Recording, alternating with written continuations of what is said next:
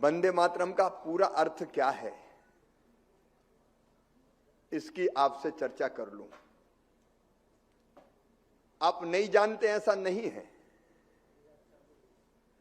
लेकिन फिर भी मैं बताना चाहता हूं। वंदे मातरम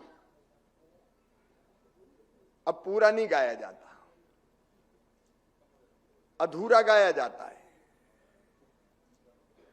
लेकिन पूरा वंदे मातरम में आपत्ति क्या थी? आपका संबंध राष्ट्रभक्ति से है, और जब जब देश को जरूरत पड़ी है, उद्योग और व्यापार जगत ने भी अपना सर्वस्व न्यौछावर किया है। जो भाव है वंदे मातरम का, वो मैं प्रारंभ से शुरू कर रहा हूं। हे मां, तेरी धरती जल से भरपूर है। हे मां मतलब भारत मां, फल फूल से लदी है, मलय पर्वत की ठंडी सुगंध से शीतल है, खेत में लहलहाती फसल से आच्छादित है।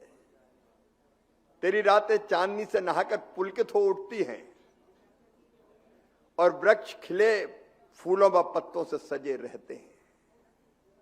तू मुस्कान बिखेरने वाली, मधुर वाणी बोलने वाली, सुख देने वाली है। तेरे करोड़ों पुत्रों के गले से उठी आवाज गगन में गूंजती है, और करोड़ों भुजाओं में तलवारें और अस्त्र शस्त्र चमकते हैं। कौन कहता है कि तू निर्बल है? मां, तू अपार शक्ति है, संकट से पार लगाने वाली है, और शत्रुओं का नाश करने वाली है। तू ही ज्ञान है, धर्म है, हृदय में है, और तू ही जीवन का सार है। तू प्राण है, भुजाओं की शक्ति है, और हृदय की भक्ति है। हम तुझे ही पूजते हैं। हे मां, तू ही दसों अस्त्र शस्त्र धारण करने वाली मां दुर्गा है। कमल के आसन पर विराजने वाली मां लक्ष्मी है।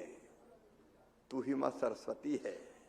हे निर्मल मां, मैं तुझे प्रणाम करता हूं। अब मैं आपसे पूछना चाहता हूं मित्रों, क्या दिक्कत है इसको गाने में? वो धरती जिस पे हमने जन्म लिया, जिसमें बहने वाली नदियों का निर्मल शीतल नीर पिया, जिसमें पैदा हुआ अन्न, जिसकी गोद में पैदा हुआ, कोख में पैदा हुआ अन्न हमारी रगों में रक्त बनकर दौड़ता है और हमें जीवन देता है, उस भारत मां की वंदना में आपत्ति क्या है? और मैं तो अब निवेदन करूंगा आपसे कि अब जब भी कभी कार्यक्रम हो आपका, वंदे मातरम पहले जरूर गाना, जरूर गाना।